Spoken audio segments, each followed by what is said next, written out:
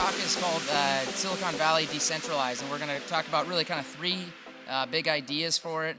We're going to talk about these funds individually, just ask them what they're buying, what they're interested in geographically. We're also going to look at what's the post-pandemic world look like for firms, their employees, even portfolio companies. We're going to talk about AI in the venture capital markets. And then we're also going to touch at something that Michael spoke to, which was the access to capital. I mean, this is a 10-year treasury sitting at 5%. It's a very different world than we've seen the last 15 to 20 years. And so we'll address that as well. So I'd like to invite up Matt Norby, Jack Selby, and Matt McElwain to the stage here. A little background on these gentlemen. Matt Norby is the founding partner of Flume Ventures, an Incline Village, Nevada-based venture fund comprised of tech founders and storied operators that have transformed their respective industries. Prior to forming Flume, Matt operated businesses including Playboy Enterprises, where he served as president, and prior to that built software startup Greenplum, which was sold to Dell EMC. He launched his career at Sun Microsystems, later sold to Oracle, and held various leadership positions with those organizations. I'll introduce Jack. I met Jack. He's in Phoenix like myself. Jack's a technology, finance, and independent film entrepreneur. His primary role is managing director at Peter Thiel's family office at Thiel Capital in Los Angeles, California. He is also founder and managing partner at AZVC, the largest venture capital firm in Arizona. As a PayPal Mafia member, Jack co-founded, along with Peter, Clarium Capital Management, a macro hedge fund, after selling PayPal to eBay in October 2002. At PayPal, Jack joined as an original employee and later served as corporate officer, senior vice president, overseeing the firm's international and corporate operations. As a technology investor and advisor, Jack is involved with notable companies such as SpaceX, Palantir, Vox Media, Affirm, Myeloid Therapeutics, Kisby Therapeutics, Resonance Medicine, Paradox, QBio, and many more. And lastly, many of you know Matt. Matt's on the programming committee for COSM, which I want to thank him for. Matt McElwain is a managing director at Madrona, where he focuses on a broad range of software and applied AI and intelligent application companies. In addition to Smartsheet, he currently serves on several boards, including Qmolo and Parity, OctoML, and Nautilus Bio. He was on the boards of Isilon Systems, Aptio, Forecast, Worldwide Packets, Placed, Extra Hop, and Exnor, and probably something else that I don't have listed here, Matt. He is also a member of the Fred Hutch Cancer Center, a board of advisors, and on the board of the Washington Policy Center. Before joining Madrona in 2000, Matt was vice president of business process for Genuine Parts Company. He was previously at McKinsey, concentrating on strategy and marketing in the technology and financial services industry, and worked in investment banking at Credit Suisse First Boston. Matt is a graduate of Dartmouth College and holds an MBA from Harvard Business School and a master's in public policy from Harvard's Kennedy School of Government. One other thing that wasn't in Matt's bio, if you're from here, you lived here, one of the big issues here in this town and has been the excise tax, or what we'll call a capital gains tax, which is really what it is, of 7.5% over $250,000 of capital gains. It is a divisive tax, I would say, and I want to honor Matt. He was heavily involved with the Opportunity for All Coalition, which sought to attack that. And a round of applause for Matt, by the way, I agree. Really sought to attack that for what it is, which is it is an income tax. Obviously, you guys didn't win in the state court, but as you were mentioning, your hopes are to take that to the Supreme Court and get that shot down. The lower courts, and we lost in the U.S. or the state Supreme Court, and within the next month we'll hear if the U.S. Supreme Court takes the case. It's long odds for them to take any case, but we're cautiously optimistic. Well, we have a positive for you, is that if you don't win at the U.S. Supreme Court, we can help you get into country clubs in Arizona and Nevada. Thank you very much. Come on over. Let's see. So just to start us off, I want to make sure they're familiar with you, what your firms do as an example. So I'll just start, we'll go down the row here, Matt. Can you teach us about your company, the kinds of companies you're targeting? Teach us if that's any geography focus or any geography that you find interesting today, particularly for the businesses that you're targeting. Sure. So Madrona is an early stage venture capital firm. We're based here in Seattle. We have been around for 30 years. We're investing out of our 9th fund. It's a $700 million fund. It's really got two components. One is our core strategy, which is really early, what we nowadays call pre-seed investing and seed investing. And we're with those companies for the long term. So we talk about being there from day one for the long run. You mentioned some of those companies that that we've been involved with over the years.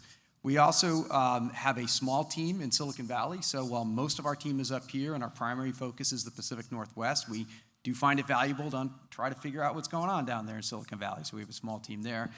And then a portion of our capital we put into Series Bs and Series Cs of new investments for us.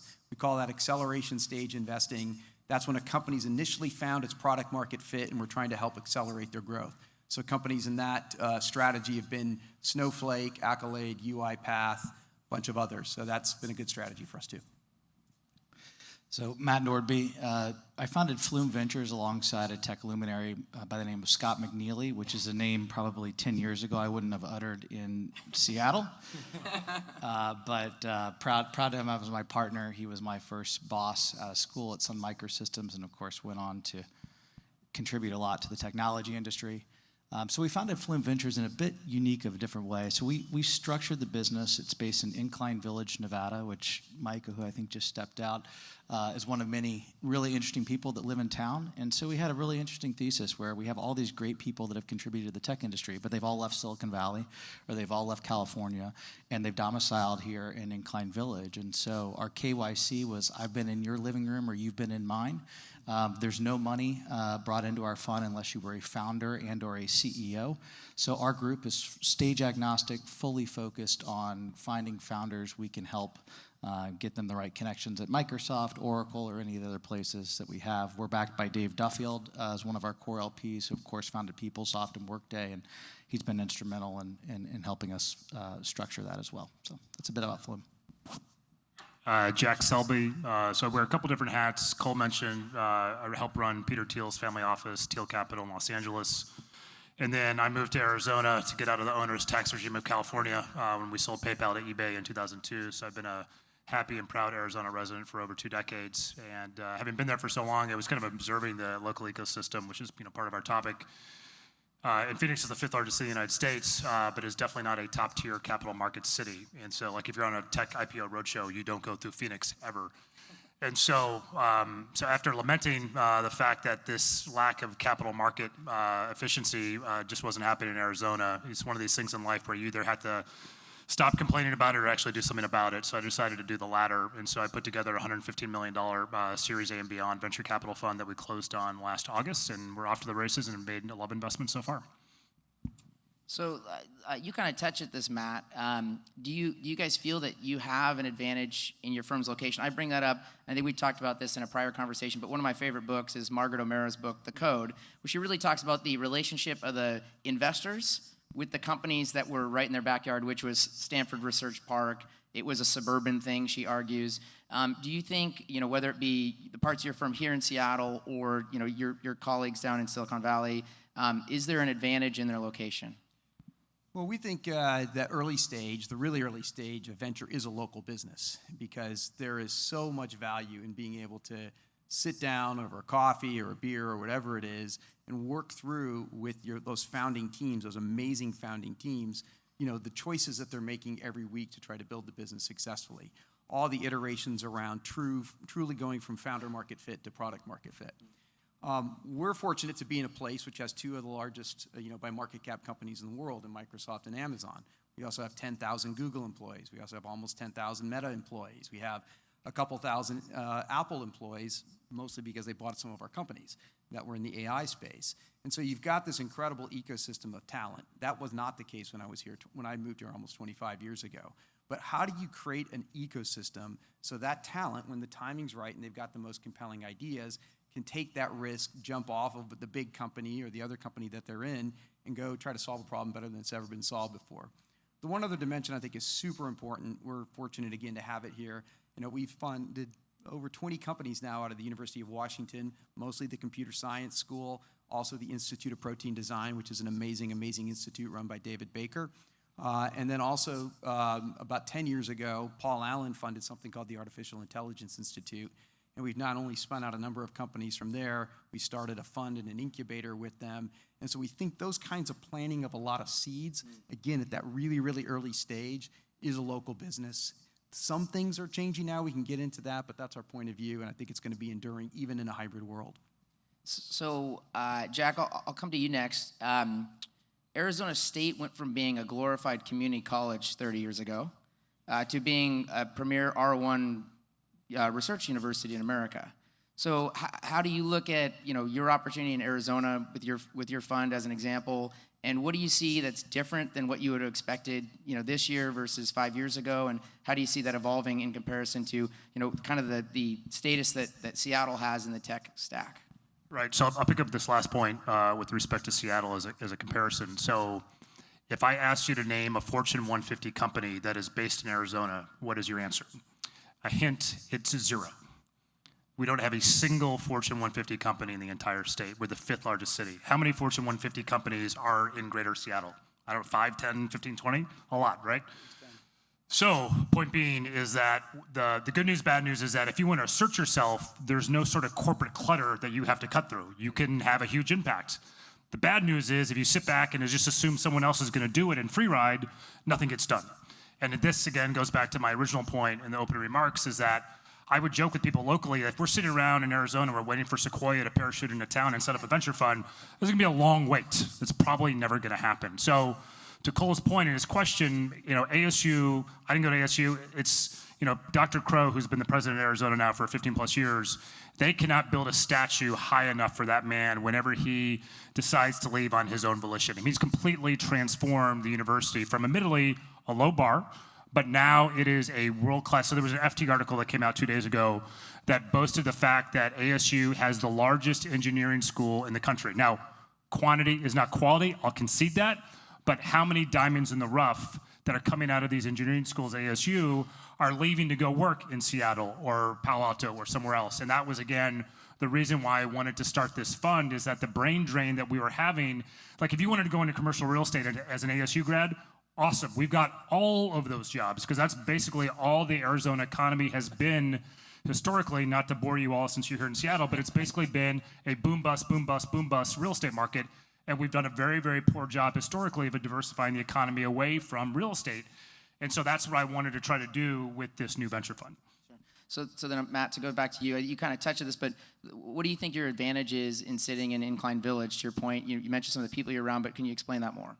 Yeah, so our fund was structured a little bit different. I don't have a thesis that we can run a venture fund by investing solely in Nevada. So what we do is we've actually built a fund where it's global in nature, but 10% of the GP profits, not the investor profits, are going to be reinvested in the state to help ignite some of the acceleration. So Tesla, for those of you that don't know the area, the Gigafactory is right down the road in northern Nevada. One of the entrepreneurs, Dave Duffield, that we mentioned earlier, has started a business called Ridgeline, which is building a major corporate campus in South Reno. So we're starting to see a lot of that. I think the access to founders and entrepreneurs, essentially the foundation of Silicon Valley, that have all relocated to Incline Village, has really created a unique community for us to be able to offer our founders an intimate relationship, the ability to have a one-on-one conversation with the folks that have actually built some of these big companies that they aspire to be. So who's going to go build the next Workday or the next Sun Microsystems? And so that's really what we're focused on. And that tiny community of Incline fosters those relationships. Well, and Matt touched this earlier, talking about like the relationship you can have with the ideas, the businesses, et cetera. I think that's the biggest thing because that's really the access to capital in the end. Like you pointed out, I mean, I always tell people if you can show up at their house with a shotgun, they're going to treat you honestly because you can. If they're 2 countries away, who cares? So let's kind of follow in this relationship because this post-pandemic world is very different than what we were in prior. I mean, I think of myself, I just travel far less. We do people remotely into conferences. It's a very different world. How do you think about that for your portfolio companies? Like, what are you seeing in these portfolio companies? Do you see where they're congregating in one space? Do you see when they're going out to hire, people at their organization, the talent they need? Do they care if they're in those locales that they already were? Or are they really making it a remote hire experience that you had not seen as the investors, on those portfolio companies before?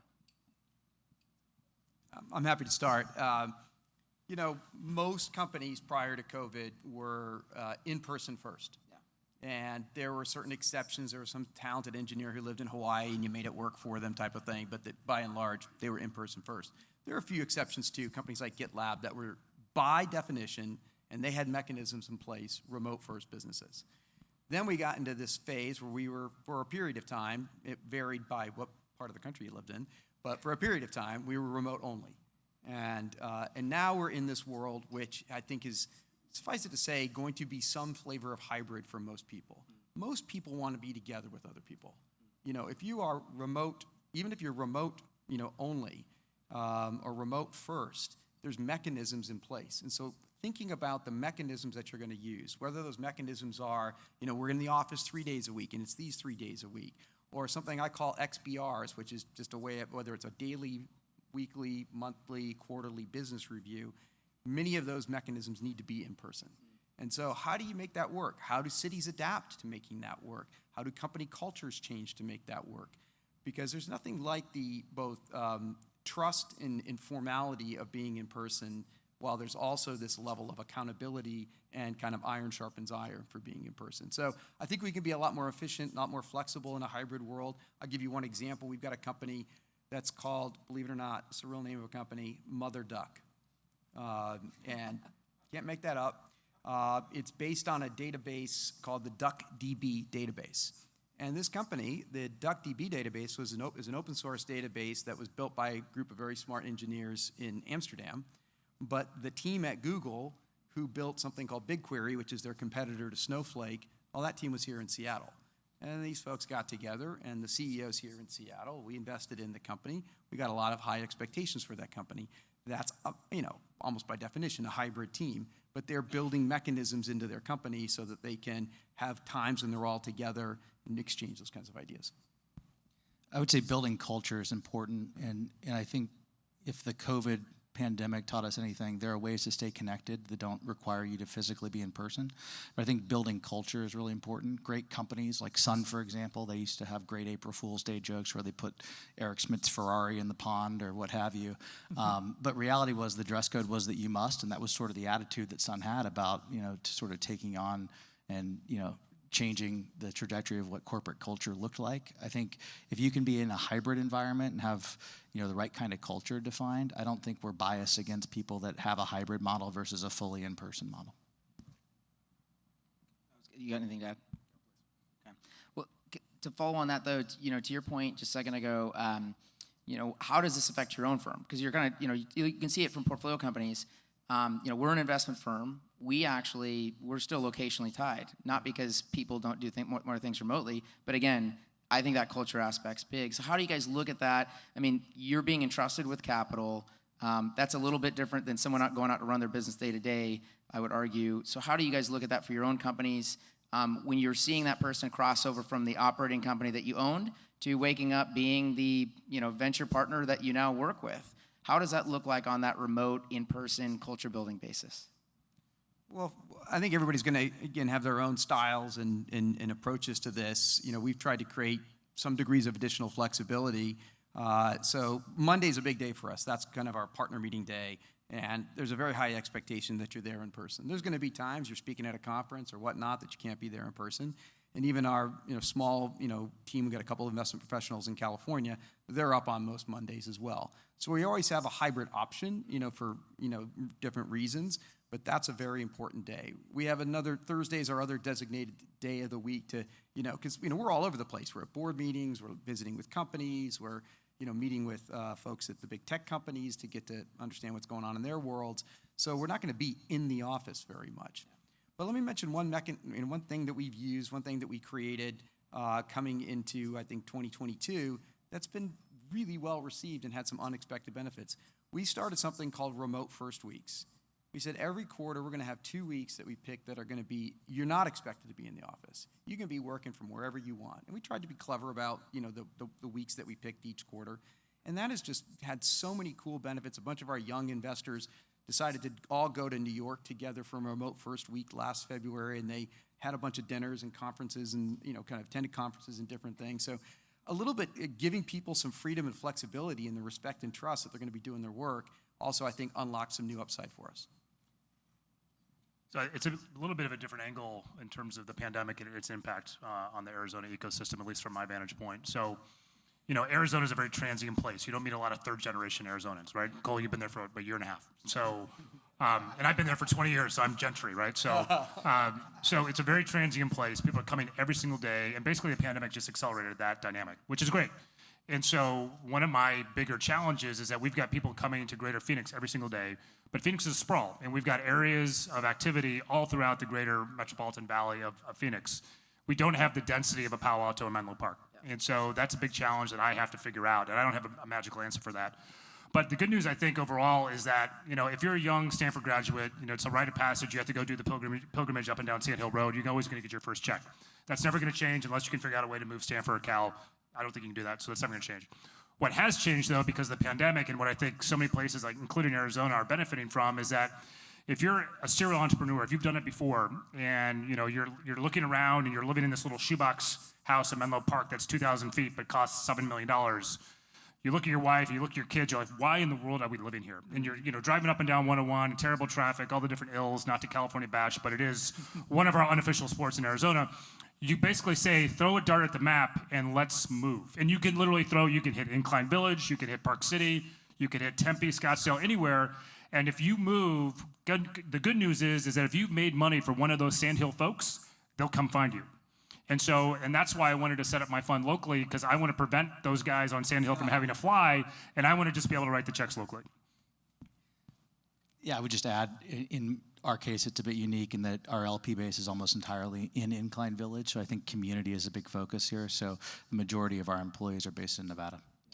So, we're talking about generative AI, or is it plausibly degenerative, or, you guys are putting money up, so it could be just a potential buzzword when you gentlemen walk in the room too. So how do you think about AI? What are you guys looking at in the AI discussion? What do you think is at the edge of what you're trying to find in that discussion?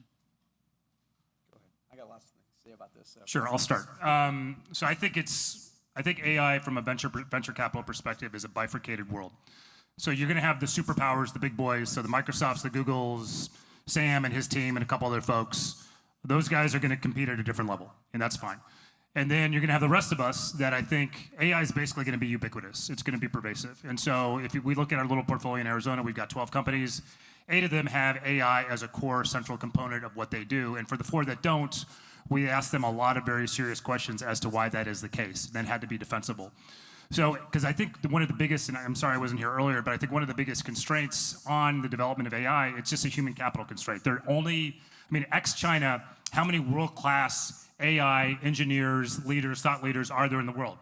Hundreds, I would think, not thousands.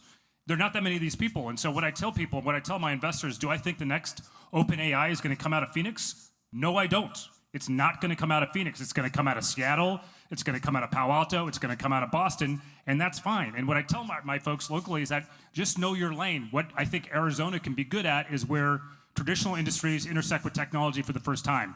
That's not AI. So that's how I think about it.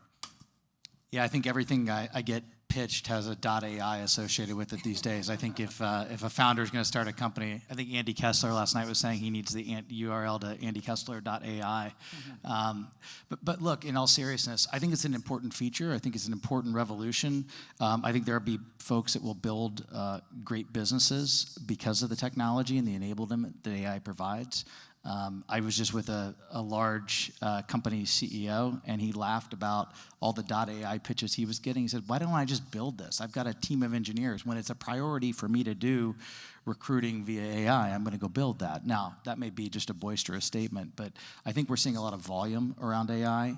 I think there's going to be fewer big winners from AI, and we have to be very judicious about how we invest in it. At least that's our approach. Yeah, I mentioned a few things yesterday morning when we were kicking off the conference, and just as a reminder, Madrona's been investing in this category for over a decade. We invested in a company that the Amazon professor of machine learning and his grad students started back in 2013, Carlos Gestrin. He's very, very talented, and others. And so there's a long history of this arc, and what we're seeing now is that honestly, the breakthrough has been that a lot of incumbent companies are having their moment. And we call that Gen Enhanced. And we think that over the next 12 to 18 months, like somebody was asking me yesterday, well, what do you think about, what would be an interesting stock play on all of this? Because, maybe NVIDIA is a little bit overpriced now. You can argue that, by the way. But what I think is a very interesting stock play at the moment, if you're going to be in the public markets, is buy a basket of these SaaS companies. Atlassian just came out with great earnings today. I think of the Atlassian, ServiceNows, Microsoft's got applications. Smart Sheets of the world. That's a set of companies that's going to have a really good run, is they take the fact that they've got end users that use their software, they've got data, they've got context, they've got workflow, and they can use all of that to help enhance their workflow with AI. And so that kind of Gen Enhance is going to have a nice run here. In addition, in the medium term, there's going to be some incredible Gen native companies. And those companies might be doing something that seems more trivial, like configuring software leveraging an LLM. We've got a company that's doing that, by the way. Sounds super boring, but I think it could be big. We'll see. Or something much more, spectacular, like what a company of ours called Runway ML is doing. Runway ML is using first principles, kind of the foundational stuff of diffusion models to literally create videos from whole cloth. Their video creation capabilities are so good that they were featured in the movie Everything Everywhere All at Once. So we do think there's going to be, in the medium term, critical mass breakout of Gen native companies. And I think the analogy, and this is only analogy, is when mobile came along 15 years ago, Expedia, Bookings, and anybody else who wanted to talk to you, those in the travel space, built a mobile app. Great. And then there was Uber, and then there was Airbnb, and there were others that took first principles and created a mobile native business that wasn't possible to be done before. And that's what we're most excited about backing. And that'd be really following on what we've seen in SaaS businesses looking back the last decade, to your point about the ServiceNows or like the Workdays of the world, what they enable businesses to do. So let me ask another question, because as you guys were talking about this, I was, and I think Andy Kessler mentioned earlier, what can kind of halt AI, and he talked about the legal and the regulatory issues around that. People always ask me, like, what do you practically think about AI as? And I say, the thing that gets my daughters to the mall, okay? Like in Arizona, we have the most lax regulation and state laws tied to, AI mobility, what we call Waymo, right? So it used to be a small area, then it got bigger and bigger. And a lot of other states have been very apprehensive towards this. And I'll give a lot of credit to our former governor, Doug Ducey. They crafted a lot of laws to be very friendly to this. Hey, we want to be adaptive. We're going to put some guardrails around that, but we want to ask that question. So, I think of that as like a practical way I can see AI changing what I'm doing day to day, right? I'm a bad Uber driver, but it also reduces the risk of, who might drive my daughters to the mall if it wasn't me or my wife. So how do you guys practically, what are things you're seeing day to day right now that really, makes you think of what's going on in AI and how it's going to change, certain things we do in our day-to-day life?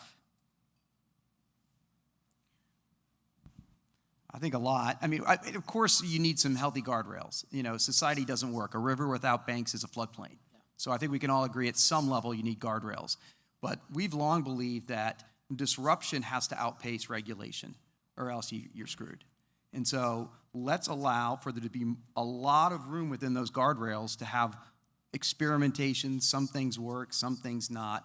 In other words, disruption happen, so that when we can figure out, okay, what are we running up against that the current laws and current regulations don't already address, because there's plenty of those, as we all know and experience every day in life.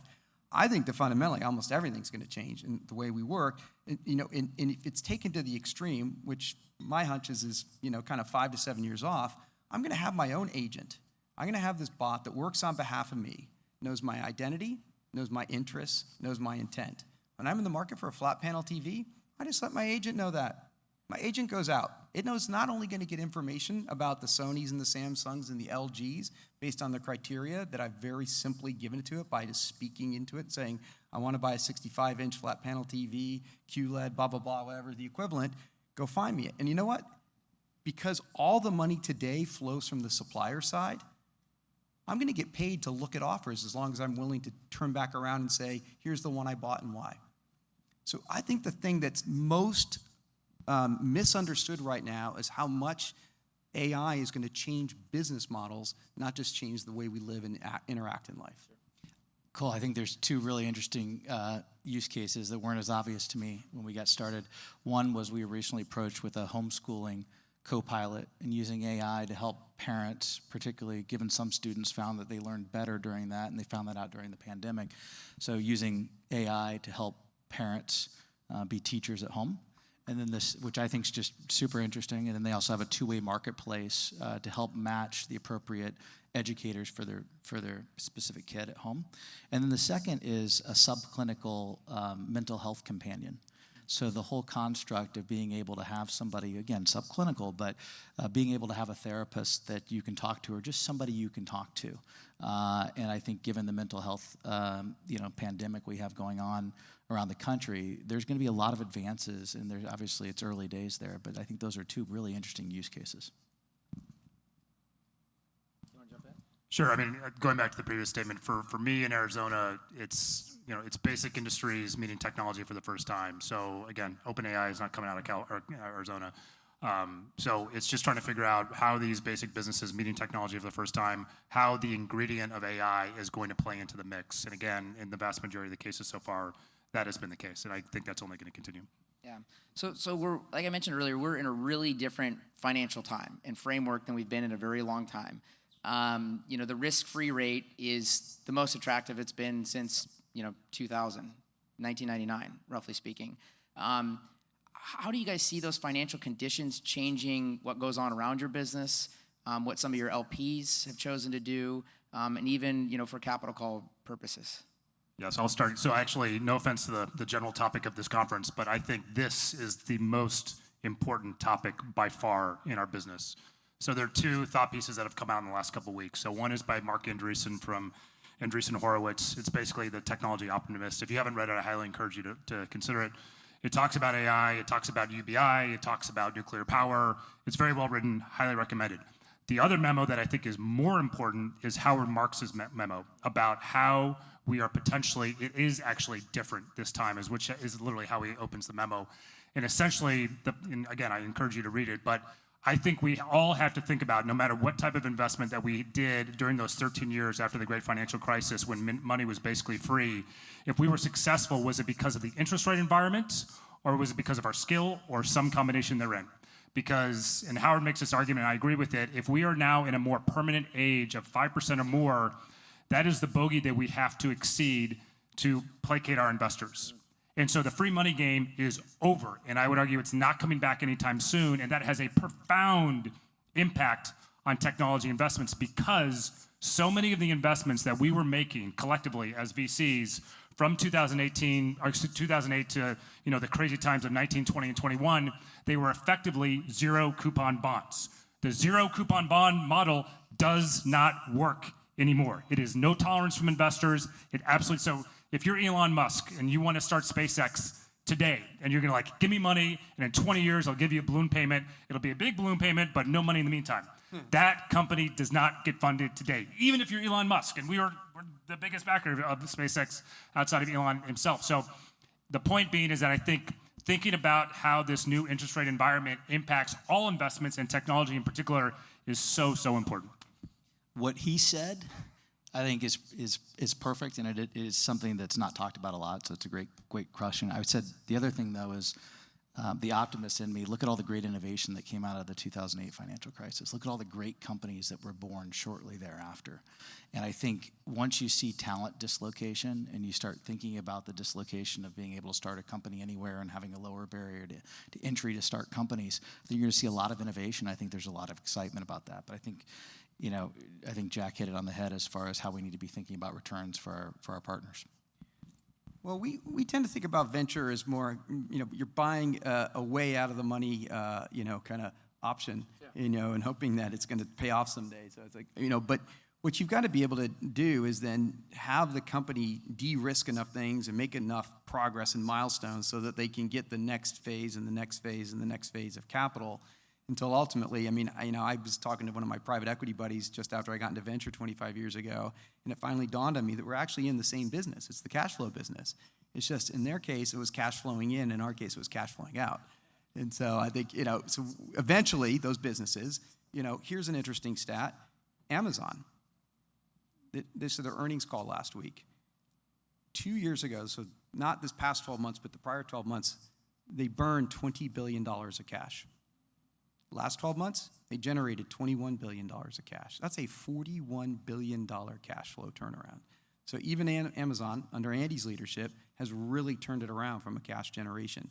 So I think what's hard right now is that whatever phase you're in, big public companies, I think the biggest challenging area right now is late stage private companies, and then there's early stage, which candidly is not all that challenging if you're, hustling and keeping your feet on the ground. Is how do I go from a get fit era into a disruption era? How do I go find massive economic leverage and growth as a business? And that's the way you're going to easily beat the 5% number. And there is some pressure because venture capital dollars have gone from 340-ish billion in 2021. By the way, that was by far and away the biggest year ever. The previous high had been like 160 billion before that. We're now back to the 160 billion this year. I mean, that's my forecast for 2023. So we've seen a lot of capital leave. It's particularly bad in late stage venture. We've had some pretty mediocre IPOs as we finally had a little bit of a reopening of the market this fall. And eventually, people do need to get liquidity, either liquidity through companies going public or getting bought, or generating cash. So, it's a tough time, from a kind of relatively speaking interest rate perspective. But if you're in the early stage venture business, you're looking for something that's going to have 25% plus net annual IRRs. How weird was the spring as Silicon Valley is reaching its quick demise? As an example of us, we use Bill.com for our invoicing. Little did we know that Bill.com actually shuttles through Silicon Valley Bank overnight for a day.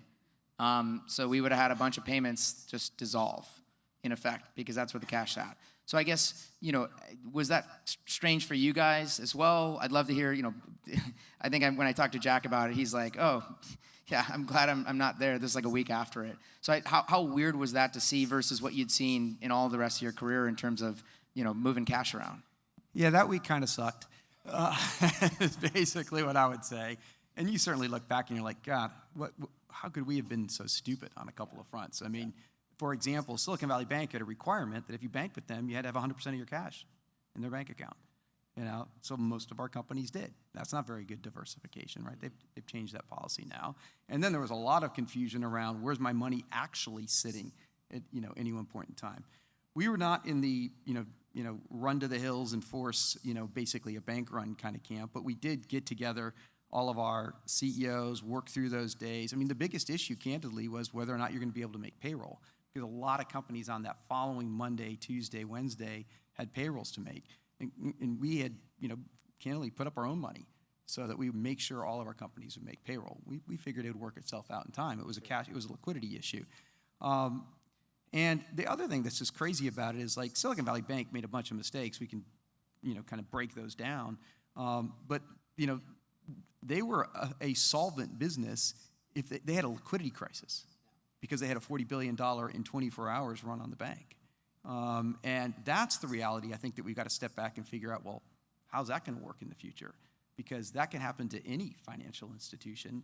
They happen to be an extreme example and a cause celeb type of example. But what banks are based on trust at the end of the day. And so if you can have 20% of your total deposits withdrawn within 24 hours, how's that going to work over time? Yeah, I was starting the fund about a month after that, so that was sort of a dose of reality of what not to do. So we did not bank with Silicon Valley Bank, although I'm not picking on them. I think it was unique. They got the brunt of the headlines, but yeah, it gave me a bit of pause. But fortunately, we weren't live at that time. Yeah, and I had to be sensitive on this because my colleague Peter has been blamed for the one who was supposedly started this run on the bank. Listen, SVB, they're good friends. Everyone who worked in the Valley for a long time, they all, SVB was part of the fabric of the community, to their credit. But their model at the end of the day didn't work out, and they didn't appreciate the fact that there could be a bank run and take $40 billion out, in a flip of the switch. And their balance sheet wasn't properly situated for that. So I don't need to grave dance on that, but it was a weekend and a week that I will never forget as well. Yeah. So you mentioned that the funding from LPs is not back at what it was, but it's at a more normal level.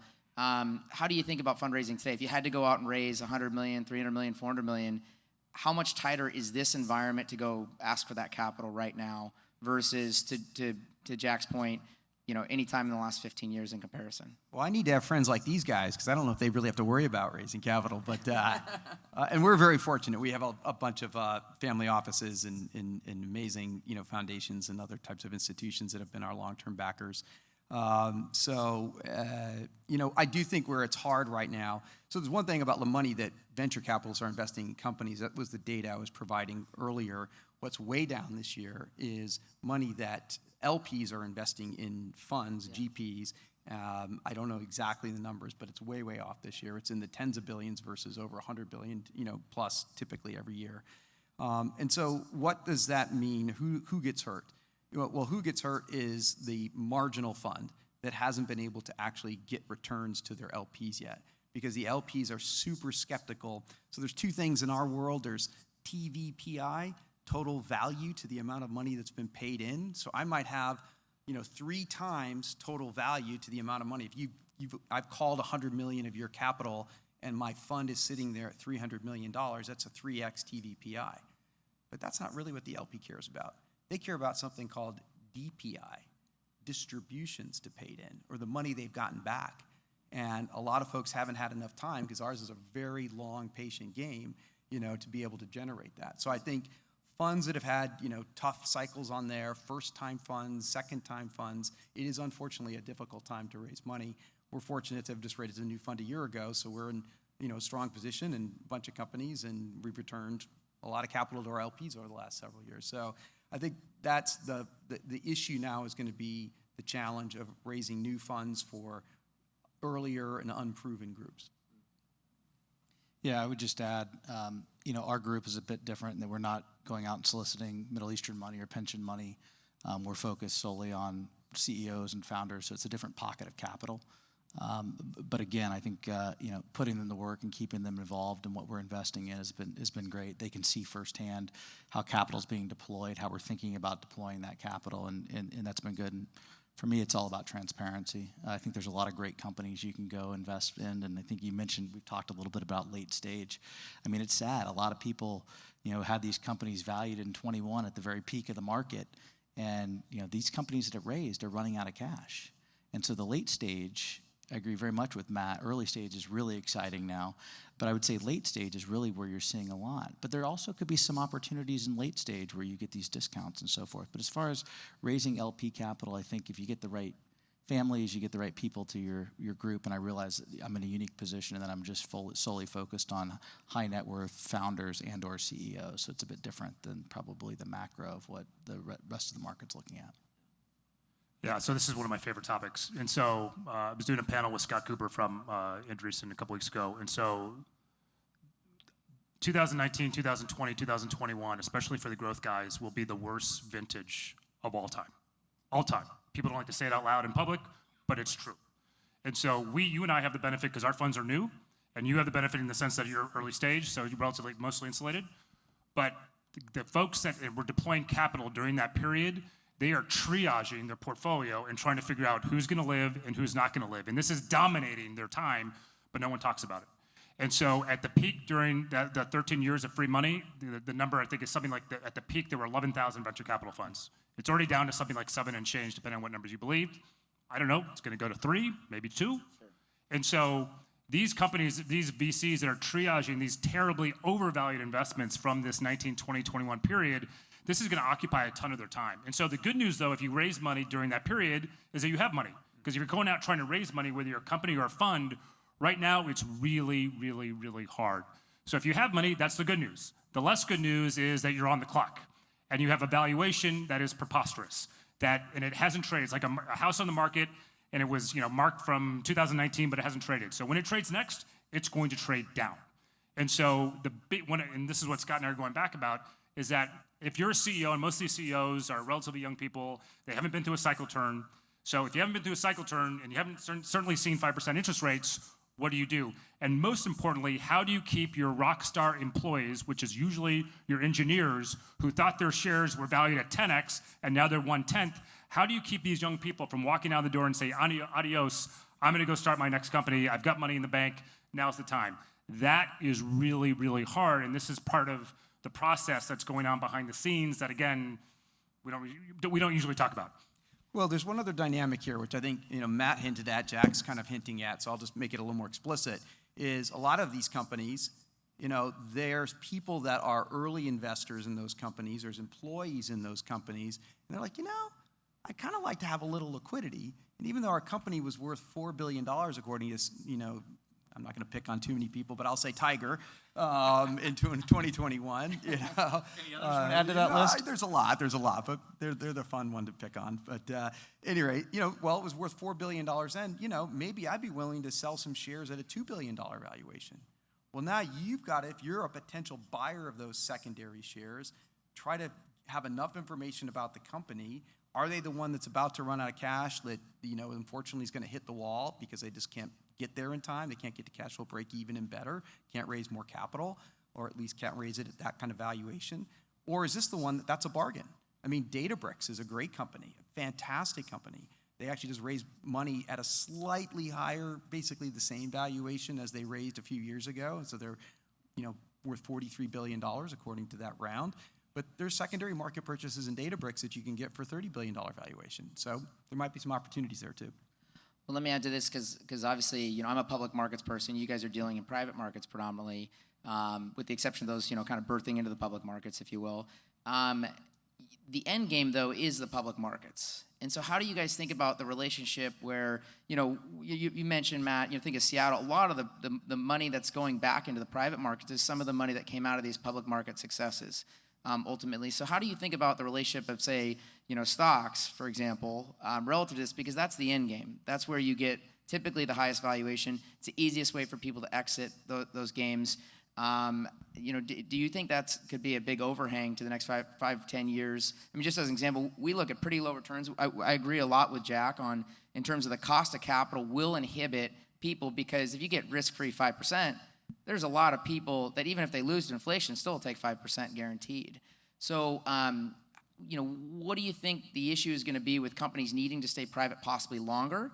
SPACs are shut down. The IPO window is very tepid. And so the private markets might have to live more on their own, could be the theory. How do you guys think about that? Well, we view an IPO as a source of capital in the short term, and a source of branding in the short term, and a source of liquidity in the medium term.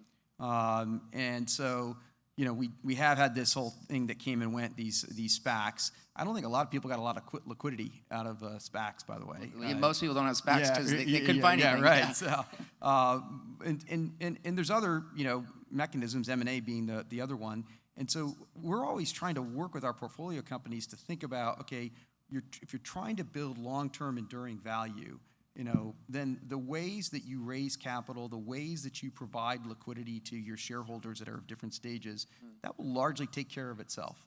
And so having said that, it's a headwind on M&A, for example, to have capital markets that are, in public, markets, it's tough to get out with an IPO. IPOs aren't performing well. It's also at the peak in 2021, there's a metric we focus a lot on, which is the revenue multiple of a revenue of a business, particularly a software business, a software as a service business. And if you look at 10 years, the average of that's been about 7x, 7 times. If I have $1 billion in revenue in the next 12 months, I'm worth $7 billion today. It went as high as, on average, 15 times. So that same company with $1 billion in revenue was worth $15 billion. Now it's back down to like 5 times. Same company, billion revenue, now today worth $5 billion. So there's maybe some embedded opportunity in the SaaS market, as I was saying earlier.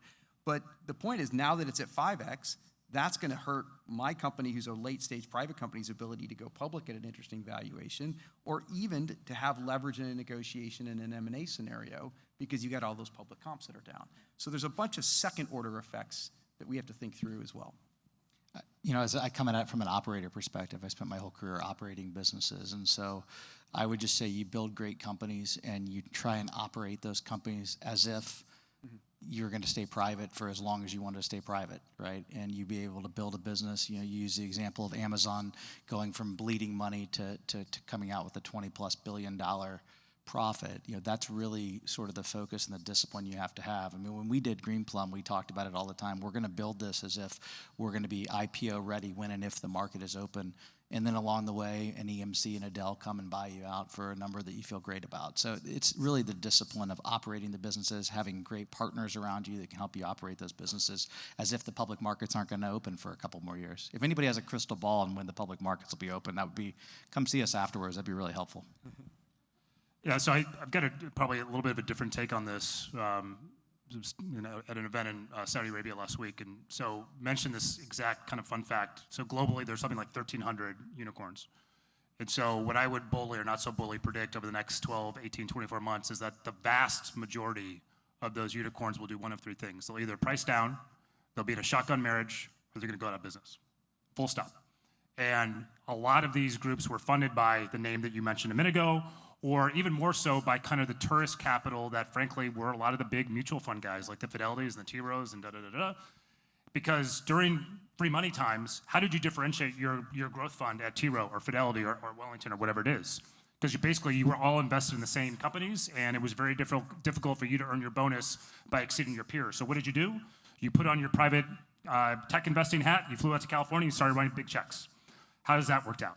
Not very well, especially for the 19, 20, 21 vintages. So I think the IPO window is going to be closed for a long time, and those T. Rowe Wellington guys are going to sit back and they're going to say, you come to me when you have a proper business because I just got burned. And so I think that dynamic is going to keep the window closed longer than it would have been otherwise. Yeah, because the whole idea was getting access to future public companies before they were public companies. And I think you touched it, Jack. The stock-based compensation aspect is really what the employee is there for, and that creates a real oddity as you're thinking about, getting liquid for your sweat equity in effect in a business. There's one other dynamic, though, bringing it back to AI, that we've seen, which is super interesting, is the big strategic public companies, the Microsofts, the Amazons, the Googles, the Salesforces, the NVIDIAs. They are very aggressively investing in these next generation AI companies, these gen native companies. I mentioned Runway ML, Typeface is another one of our companies that's in that bucket. NVIDIA is going bonkers right now. Salesforce, super active. And what's interesting to these startups is that they're not only getting the capital from them, because those companies are good and they can get capital from a lot of different places, but they're striking distribution deals. And in AI in particular, distribution has a double benefit. One, it just gets me in front of a bunch of customers, but to the extent I can close some of those customers, then I've got them interacting with my software and more importantly, my AI, and that becomes a feedback loop to continually making my model better. So being able to strike a distribution partnership with Salesforce or Adobe or NVIDIA becomes a very valuable thing for me to do as a company. And that's a dynamic that's a little bit unusual in the markets right now. We have just about 7 or 8 minutes left. Cole, if you want to open. I was going to open up for questions, actually. If there's any questions from the audience. But the question is, I keep hearing about free money, yet I've never seen it. I've never seen it with PayPal. I've never seen it in Silicon Valley. The notion of free money belies everything that we know about capital, because the most powerful force in investing is compound returns. And so when was it ever free? And certainly was it ever free for the technology space that all of you are in? So I think there's a difference between free and easy. So money's never free, although when we were starting PayPal, we literally gave people $10 to sign up for the service for free to help generate kind of the viral growth, if you will. But again, I think there's a super important distinction between free and easy, and money was way too easy for 13 years after the grand financial crisis. Yeah, just to build on that, we have a set of expressions at Madrona. These are sort of our every expressions, and one of them is every dollar demands a return. And that shows up in a lot of different ways. If we're generating a 25% net IRR in a business, then that, obviously that capital was super expensive. You should not take our capital if you're trying to build a business that's going to generate a 3% return. There are other kinds of ways to capitalize that kind of a business. So I definitely agree that money isn't free. Venture capital is the most expensive form of capital because in theory, at least, we're taking the greatest amount of risk. And we do expect that dollar to eventually demand a return. Sure, so not to beat the dead horse here, but I think the interest rate dynamic is the dominant theme in all investing and in tech in particular, because this higher bogey that you have to exceed if you're asking for money, whether you're a fund or a company, is just so different. And so many of the entrepreneurs and the fund managers have never been through a cycle turn, have never been through a period when interest rates were in fact not 1%, they're in 5% and perhaps even going higher. And that dynamic, I do not think enough of the folks, at least from a Silicon Valley tech perspective, have fully kind of downloaded and comprehended. Yeah, despite what the news says, it's an exciting time to be an entrepreneur. And I think with some of the dislocation in the large, big tech companies, you're going to see more entrepreneurs emerge. I think if we look back at this time, 5, 10 years down the road, there'll be a lot of great companies that are born out of this uncertain time. I think once the fog clears, I think we need to be slow and steady and work hard, and you're going to see a lot of really interesting businesses and entrepreneurs emerge. Yeah, I do think this concept of time arbitrage, if you are both patient, but then you're also goal and milestone driven, you can really do some amazing things over a number of years. And we didn't even talk about this example. I know Mike Milken referenced this area earlier. The things that are happening at the intersection of life sciences and data sciences is truly going to be transformative in the next decade or two. And we've got companies that are computationally designing small molecules, computationally designing peptides to get delivery so that, because your body has this crazy way of sucking everything up into your liver, and you want to get the drug to the right spot in your body where the tissues are cancerous. It's mind-blowing how good these areas are advancing and how much our lives are going to be changed for the better in the fullness of time. But you got to be willing to be patient and have time arbitrage. I appreciate you guys for all your time. I think I would add one more thing, to follow on. I'll do a very Gilder-esque. In the information theory, there is no geography nor borders. The movement of capital and knowledge should flow freely. We all know it necessarily might not, but this country is far more dispersed in its knowledge than it's ever been, and I think that's the beauty of America today. So I thank you, gentlemen, for your time. Thanks Cole. very much. Thank you. Fantastic panel. Fantastic. Thank you.